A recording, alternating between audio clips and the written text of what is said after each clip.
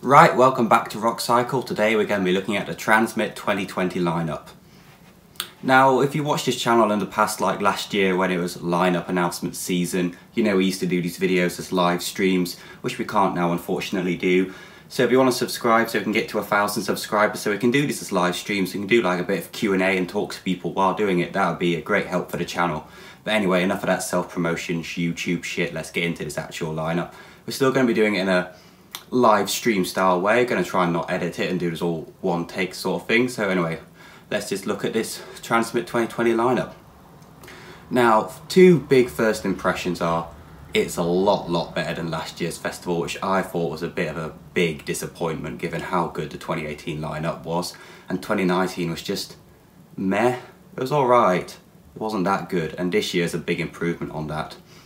But another thing that instantly strikes me, there's a lot of recycled acts here. There's a lot of acts that have been at the festival for fourth year now. So anyway, on to the first day. Cortinas are headlining over Ian Brown. That's a big surprise for me. Now, Cortinas are a great band, I love them. In fact, I'm off to see them in a couple of hours time after recording this video.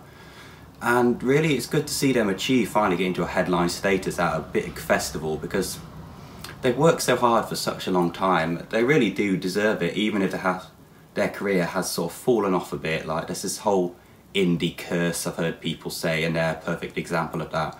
Have a great first album, decent second album, then by third or fourth you fall off a bit. Now, I've enjoyed all Cortinas albums, but I think definitely they haven't been as well received by fans in general. But this new album coming out from them, More Again Forever, it looks to be a bit different. It looks to be very new and very interesting. They're trying a lot of different things on it, it seems. So maybe that'll help elevate them back up to the big level, which they really have the potential to be. Now, I do really like them and I think they're good. I don't quite know if they're really a headline level though, to be honest. I think they are a bit of a weaker headliner. But I think that's really made up for having Ian Brown below them. Honestly, when I saw this announcement, I thought he would be headlining. Now, he has had a solo career, but I don't really think people are that too fussed about it. Like, his solo career, it's alright, but people are just there for the Stone Roses stuff. That's what you want to hear. And I know that was a long time ago, and he's quite an old guy now, but apparently I haven't seen him live. I've seen people say he still puts on a decent show for someone of his age, when a lot of people would be a bit doubting of someone that old playing. Anyway, okay, let's look at what else is on the festival that day. Next up we have Sam Fender. He had one of the best debut albums of the year, I think, really, for my personal taste, and a lot of other people seem to think the same thing. So it's very exciting to have him on there. He's definitely a hot act, and he's definitely an act that could go on to headline festivals in the future. So worth checking out if you're there for the day. Then got Blossoms all the way down here on the lineup. That's a big surprise, given like how, don't know if you can see on this poster up here, Reading and Leeds Festival this year, they were one below the headliner, and Reading and Leeds is a bigger festival than TRNSMT. So it's surprising to see Blossom so low down, but they're such a big band, they're really good fun live, and especially with a Scottish crowd at TRNSMT, they're really good fun. So they're definitely a great addition to the lineup.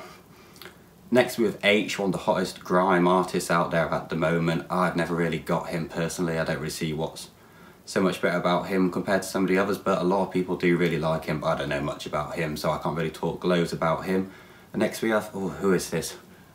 Little Sims. I've honestly never heard of them before. I should have probably researched it before doing the video, but I just wanted to do a quick initial reaction to get us up on YouTube while the topic's still hot. Anyway, that's first day covered, that's a great day. Next day, Liam Gallagher headlining, yet again, only 2 years later. Now, he has just had his new album out, which really has certified him as a festival headliner. So there were a few doubts about him when he started headlining festivals on one album, and he was really having to rely on his Oasis history to drag him up to that headline status. Now, with his second album coming out, reaching #1 in the UK, I wasn't that much of a big of a fan of it. I did a video on the channel, got a few dislikes because I was a bit critical of the album. It has really brought him up to that level, and I think it fully justifies him headlining the festival. It's a bit soon. I feel it's not that exciting to have him again there after just 2 years. It's like, yeah, he's good, but he wants something new.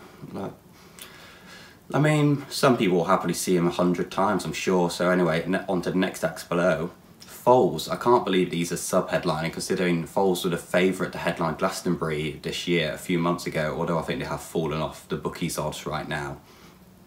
They have just had 2 great albums released this year, getting a #1 and a #2 in the UK, and they've doubled their Spotify monthly listeners. So really, I feel they've earned a spot headlining the festival. I've been saying on this channel in a few videos that they were guaranteed to headline a major festival in the UK, whether it be TRNSMT, All Points East, Glastonbury or Reading and Leeds. There seems they're sub-headlining TRNSMT, which is a bit of a surprise for me. I think I'd prefer to see them do a full headline set compared to Liam Gallagher, because like, if you take away the Oasis stuff from Liam Gallagher, he hasn't got as much material to go on for a full hour and a half, whereas Foals have 6 or 7 albums now to do a really long set. Up next as well on that day we have Kane and Twin Atlantic, a good bit of indie fun. They're decent bands, they're not that big, they're alright size, they're just a good bit of fun on the day. I don't feel anyone's going to buy a ticket just for them, but if you're there to see 2 massive indie legends being Foals and Liam Gallagher, they're the kind of acts you want on the day to enjoy. Now finally, let's go on to the 3rd day. Now this 3rd day is where I think the festival falls apart a bit, to be honest. You got Lewis Capaldi headlining. He's been one of the blowout stars of 2019 really. He has an amazing for himself.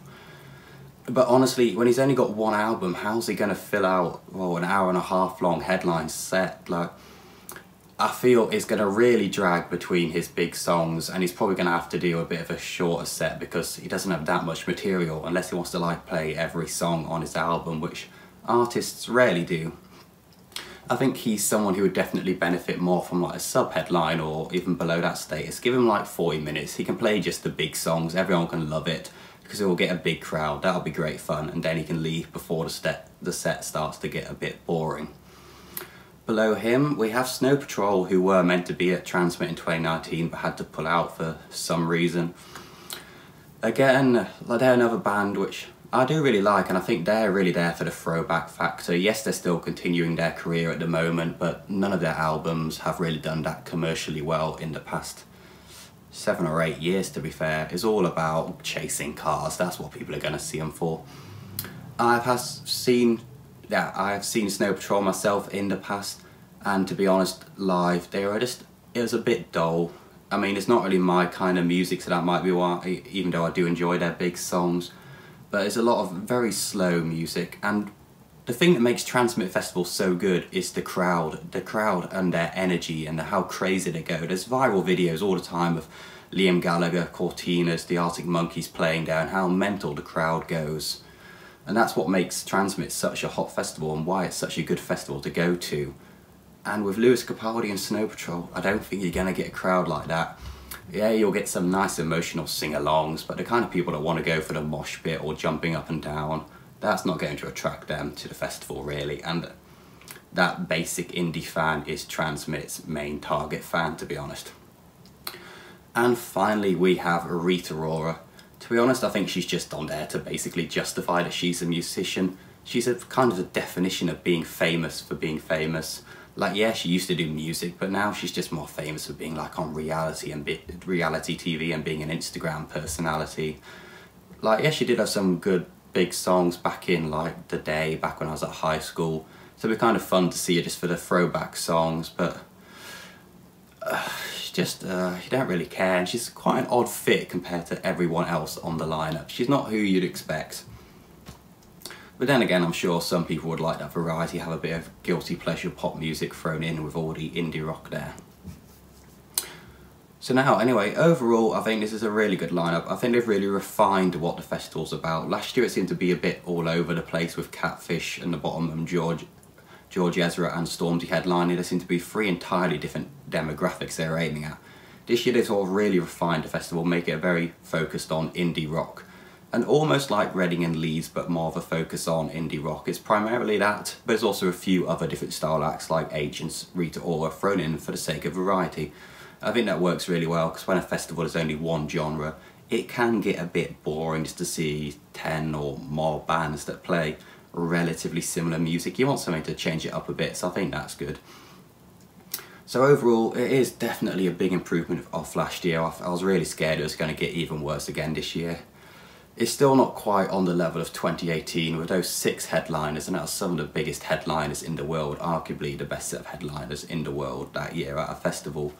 It's not quite on that level. I think it'll be a good fun festival. It's definitely worth going, especially the first 2 days. If you're up there, you may as well go for the third day. But really, the first 2 days are absolutely amazing if you're an indie rock fan. Third day's a bit, So anyway, that's my thoughts, but I'd love to know what you thought of the lineup this year. Did you like it? Did you dislike it? Do you think it's worse, better? All that, let me know down in the comments. If you want to like, share and subscribe, that'll be great. And if you want to follow me on Twitter, where I usually get drunk and tweet about music, that would be also great. Anyway, I'll see you in the next video.